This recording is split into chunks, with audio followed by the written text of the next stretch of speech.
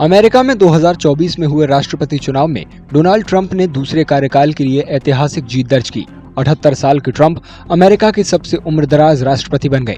साथ ही रिपब्लिकन ने सीनेट में भी बहुमत हासिल कर लिया। विवादों और जानलेवा हमले से बचने के बाद ट्रंप की वापसी अमेरिकी इतिहास में अहम पल है। डोनाल्ड ट्रंप डेमोक्रेटिक उम्मीदवार कमला हैरिस को हराकर अमेरिका के 47वें राष्ट्रपति चुने गए हैं। अमेरिकी इतिहास में दुर्लभ पल है जिसमें वे एक कार्यकाल के गैप के बाद दूसरे कार्यकाल के लिए जीते हैं। रिपब्लिकन ने 52 सीटों के साथ सीनेट पर नियंत्रण हासिल किया। ट्रंप का अभियान अवैध प्रवास और आर्थिक सुधारों पर केंद्रित था, जो उनके विभाजनकारी बयानों और विवादों के बावजूद गूंजता रहा। A lot of people were angry about inflation and the economy, a lot of which was caused by the COVID-19 pandemic. And so as we were trying to recover from that, people were still upset that, the price of groceries and the price of gas was still high.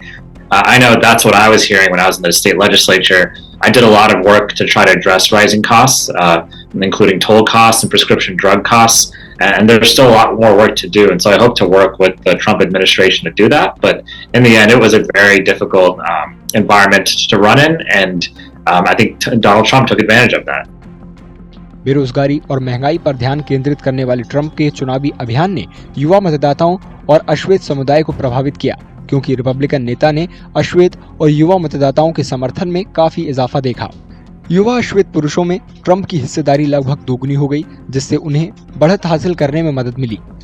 45 साल से कम उम्र के लगभग 30% अश्वेत पुरुषों ने Trump का समर्थन किया, जो 2020 की संख्या से लगभग दोगुना है। इस बीच इतिहास बनाने की अपनी कोशिश में कमला हैरिस पेंसिल्वेनिया और विस्कॉन्सिन जैसे कांटे की टक्कर वाले राज्यों में हार गईं। विशेषज्ञों का मानना है कि आर्थिक प्रदर्शन और अवैध अप्रवासियों का निर्वासन ट्रंप के प्रशासन का मुख्य फोकस होगा, जिसका भू राजनीतिक असर काफी अहम होगा। The Hispanic support is not very unusual because of the fact that the Hispanics and the African Americans do not get along, and the fact that Kamala Harris had identified herself very closely with the African Americans meant that the Hispanics had no choice but to turn towards Donald Trump. The other point is that I think many of the Hispanics who are legally living in America feel that it is better for a person to stop illegal immigration, which brings bad name to the Hispanics, than to have open immigration that the Democrats were kind of not actually openly advocating. They were certainly soft on illegal immigration. So, and this factor I think would have also weighed with some of the blacks. The black vote for Trump has not been very high, but there has been some vote. Some people have moved towards him. Trump 2004 के बाद से popular vote जीतने वाले पहले Republican भी बन गए हैं। उनकी जीत ने 2020 के चुनाव की यादें भी ताज़ा कर दी, जहां जो बाइडेन से हार मानने से इनकार करने के कारण शुरू में कैपिटल हिल पर 6 जनवरी की हिंसा हुई। ये ऐसा पल था जिसके साथ उनका पहला कार्यकाल खत्म हुआ था। So whereas Donald Trump was seen as a person who instigated the violence on the 6th of January, the Democrats are being seen as people who are soft on violence in the day-to-day lives of the people. In California, we are told that police does not register a case where the theft is of less than $900. This is ridiculous, which means that thefts take place, police doesn't register cases, immigrants, illegal, are being given rights and privileges which are being paid for by the taxpayers.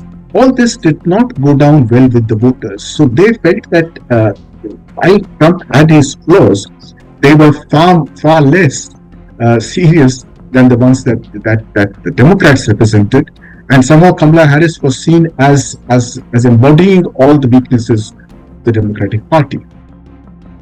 जीत के बाद अपने भाषण में Trump ने राष्ट्र को मजबूत करने और स्वर्ण युग की शुरुआत करने की कसम खाई। उन्होंने खुद पर हुए जानलेवा हमले में बचने को भगवान की देन बताया। राष्ट्रपति चुने गए डोनाल्ड ट्रंप ने व्हाइट हाउस में अपने दूसरे कार्यकाल के दौरान अपने प्रशासन द्वारा लागू किए जाने वाले कई उपायों की भी घोषणा की है। इनमें आव्रजन से लेकर कर और संघर्ष तक शामिल हैं। डोनाल्ड ट्रंप आधिकारिक तौर पर 20 जनवरी 2025 को संयुक्त राज्य अमेरिका के राष्ट्रपति के रूप में कार्यभार संभालेंगे। अगर आप ये वीडियो YouTube पर देख रहे हैं तो हमारे चैनल को सब्सक्राइब करें और बेल आइकन को दबाना ना भूलें। अगर आप Facebook पर ये वीडियो देख रहे हैं तो हमारे पेज को लाइक करें।